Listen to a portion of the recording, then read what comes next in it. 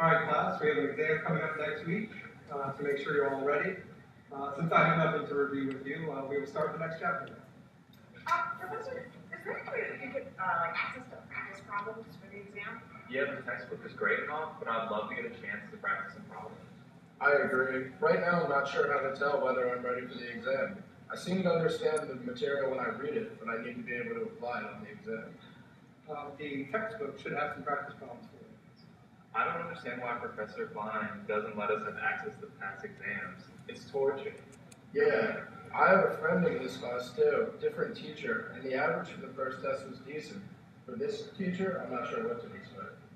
Please cut the talking. We're going to move on to the next chapter now. Guys, I'm actually really nervous about this exam. Having no practice problems is like staring at a black hole. A really large black hole that Sucks no life out of you. My friend is taking this class with another professor, and she has a whole binder full of past exams to study with. And they are obviously no use to us because our exams are different. this is racist. No, it's not racist at all. It's sexist. No, try again. Classes. And please cut the chat. That is sexist. A classic example of what students have to go through when teachers refuse to provide the class with sufficient study resources beyond just textbook and notes. Ask yourself this: why is it that some teachers allow students to utilize past exams as study resources and others do not? Is this disparity fair? Should students' grades suffer just because some teachers go the extra mile and open up past exams to students and others don't? Why should this act be even considered as going the extra mile? What are our solutions? The problem that our group researched is the imbalance of test preparation materials and resources provided across different courses and by different professors. Over 3/4 of the students we surveyed believe the lack of resources has led them to receiving a C or worse on an exam. Additionally, 97% of these students think that additional resources are important to their success on exams. Considering that professors we surveyed weigh the exams anywhere from 30% all the way up to 90% of a student's final grade, finding a solution to the imbalance is imperative. Preparation for exams is a crucial part of a college student's life. Every student at this university spends numerous hours preparing for exams. As discussed earlier, a majority of students believe additional resources are important. It then comes as no surprise that over 60% of students we surveyed would be in favor of standardizing test prep materials across all of their classes. Students at UMD feel the test preparation material given in most classes is insufficient and varies from class to class. For example, there is a large disparity between classes that provide access to previous year's exams. Over 50% of students report that only 0 to 15% of their professors provide this resource. There is even inequality between professors who provide access to exams after students have taken them. Our student survey reveals that a majority of professors do provide this access, but it also shows that most students will face plenty of courses where this is not the case.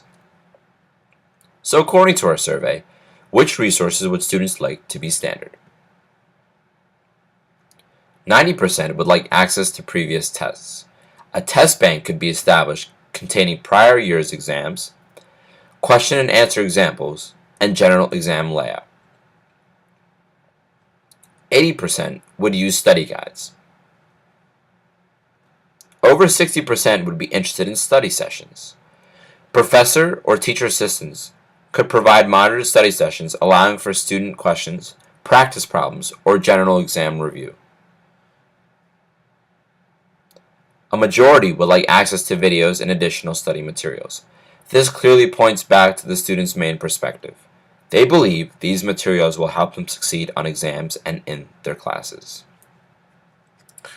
So far, we have looked at the student's perspective. It is also important to recognize professors' perspective because ultimately, they will be the individuals implementing and incorporating these resources into their courses. Good evening.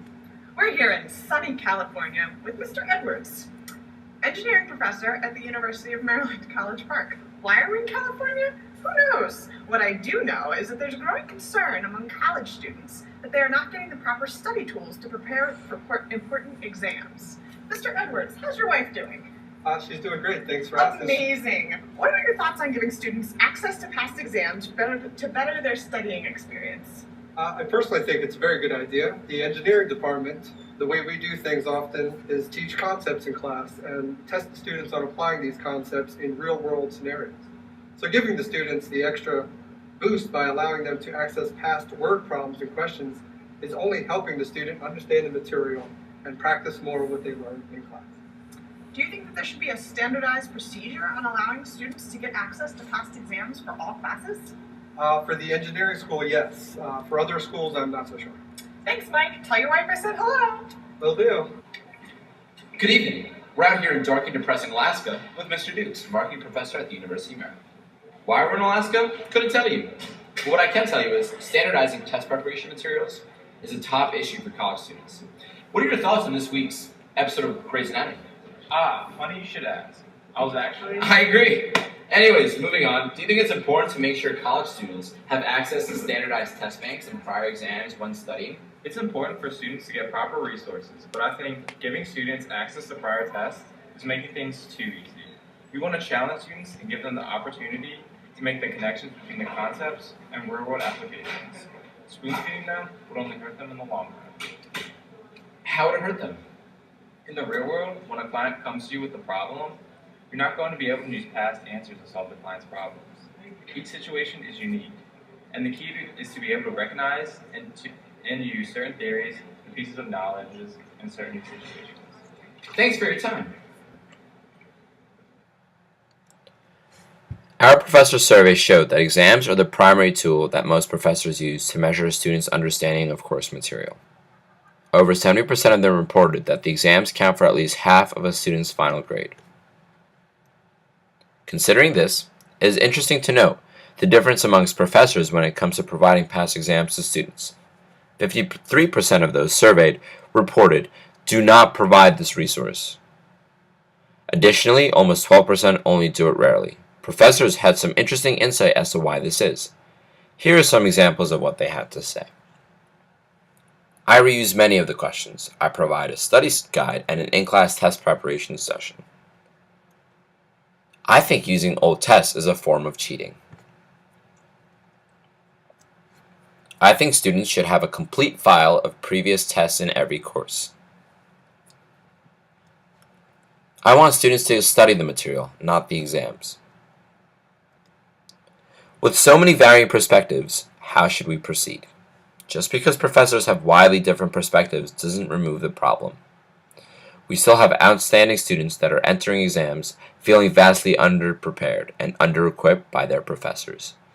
After observing the answers of both students and professors, we came to the conclusion that our original hypothesis of requiring that all professors provide students with a past exam to study was unfeasible.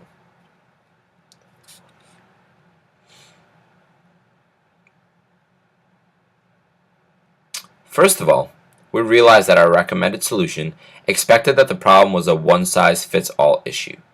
The reality is, however, that there is a vast difference in material being taught campus-wide, and even within a particular discipline, there is a variety in the types of tests administered. Consider, for example, the difference between engineering and psychology. Engineering is very problem-oriented, with a strong emphasis on math and practical application problems and formulas. Psychology, on the other hand, relies on absorbing mindset, understanding the scientific data and applying it to new situations.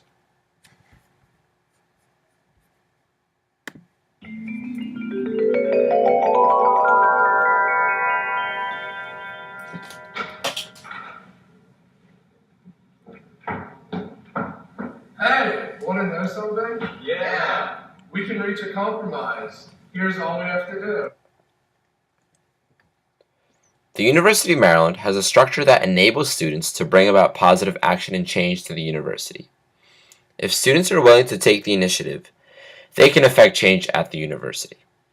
While the formal office responsible for these changes is the Office of Academic Planning and Programs, as well as the Office of Undergraduate Studies, In a bureaucratic institution, an individual student's request to a particular office is likely to be dismissed as an outlier.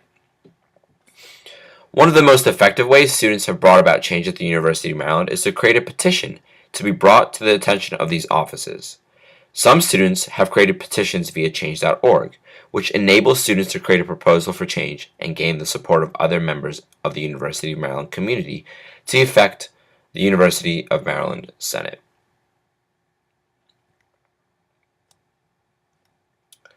The solution we would like to propose to the University of Maryland community is that professors provide a better preparation for their tests through a thorough study guide that includes brief lists of sample questions that are similar to those that would be asked on the test, but not the same.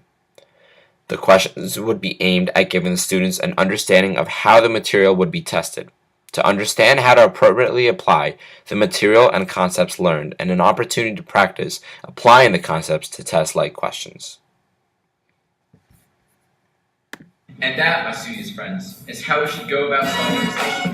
We should provide students with partial test banks and also format students. We should walk the fine line between making sure students are as prepared as can be, but not spoon-feeding them the answers. It is our job as educators to lower stress levels, while at the same time increasing learning. Right now, the institutional barriers that have been in place all these years are preventing students from reaching their full potential. And we should facilitate the inclusion of standardized exam study materials so as to better the academic learning paradigm. Students are in need, and we need to answer their call.